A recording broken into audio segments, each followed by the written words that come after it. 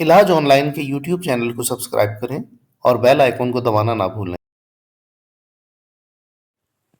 Assalamualaikum. Welcome to Ilaj Online Private Limited. This is me, Dr. Abira Ali, and I'm a gynecologist.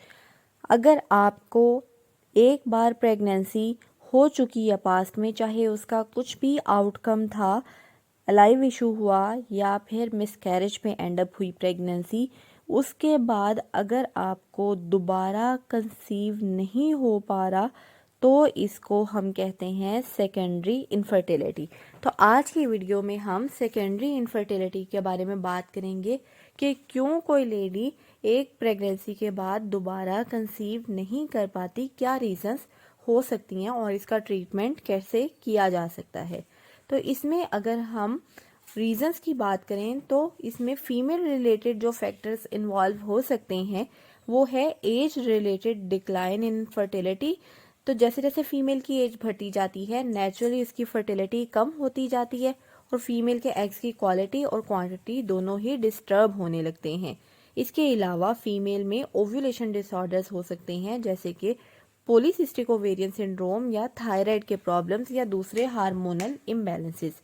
इसके अलावा female में uterus के causes हो सकते हैं जैसे कि फाइब्राइड यूट्रस हो सकता है, कोई पोलिप हो सकता है, कोई प्रीवियस सर्जरी या इन्फेक्शन की वजह से यूट्रस की स्कारिंग हो सकती है और इसकी वजह से प्रेगनेंसी नहीं हो पाती, इम्प्लांटेशन का प्रोसेस अफेक्ट हो सकता है।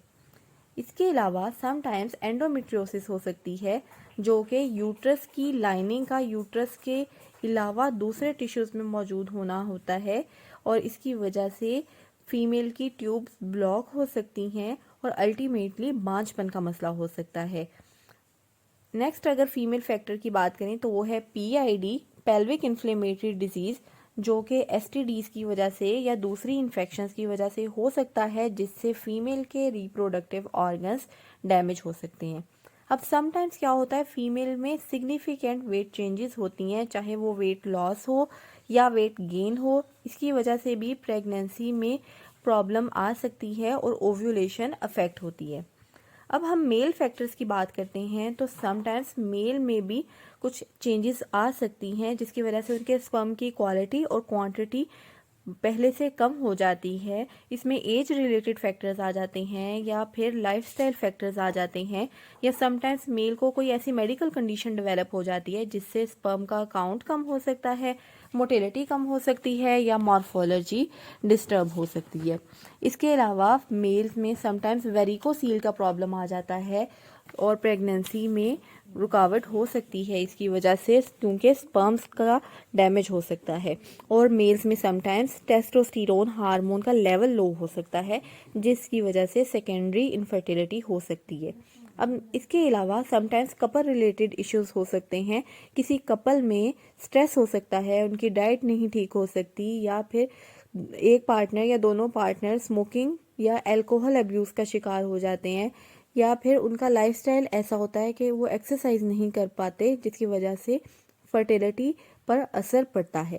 और समटाइम्स रिलेशनशिप टाइमिंग्स मैच नहीं करती, मिस टाइम्ड इंटरकोर्स होता है जिसकी वजह से जो ओव्यूलेशन के डेज हैं उनको अवेल नहीं किया जा सकता। तो इस फर्टाइल विंडो को अवेल ना करने की वजह से भी समटाइम्स प्रेगनेंसी नहीं होती।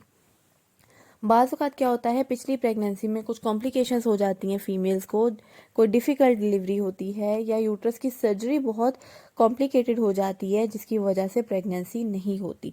और समटाइम्स क्या होता है कि मेल और फीमेल की जब हम रिपोर्ट्स करवाते हैं तो रिपोर्ट्स बिल्कुल ठीक आती हैं और टेस्ट के ऊपर कोई भी रीज़न नहीं मिल पाती और इसको हम कहते हैं अनएक्सप्लेन इनफर्टिलिटी।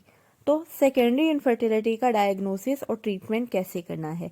अब सबसे पहले कॉज को आइडेंटिफाई करना है, कॉज क्या है, इसके लिए टेस्ट करवाए जाते हैं, हार्मोनल इवेलुएशन और इमेजिंग स्टडीज़ जैसे कि अल्ट्रासाउंड या फिर इसके अलावा हिस्टेरोसाल्पिंजोग्राम ट्यूब्स का स्टेटस देखने के लिए कराई जाती है और इसके अलावा सीमन एनालिसिस।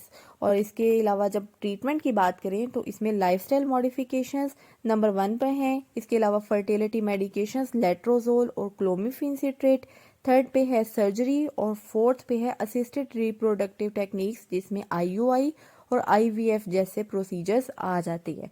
तो अगर आपको भी सेकेंडरी इनफर्टिलिटी का इशू है और एक प्रेगनेंसी के बाद अगली प्रेगनेंसी नहीं हो पा रही, तो आप स्क्रीन पर दिए गए नंबर पर मुझसे कांटेक्ट कर सकते हैं और अपना केस मेरे साथ डिस्कस कर सकते हैं, अपनी रिपोर्ट्स शेयर कर सकते हैं और घर बैठे बैठे आप अपना ट्रीटमेंट मुझसे करवा सकती हैं। अपना बहुत सा ख्याल रखिएगा, मुझे दुआओं में याद रखिएगा।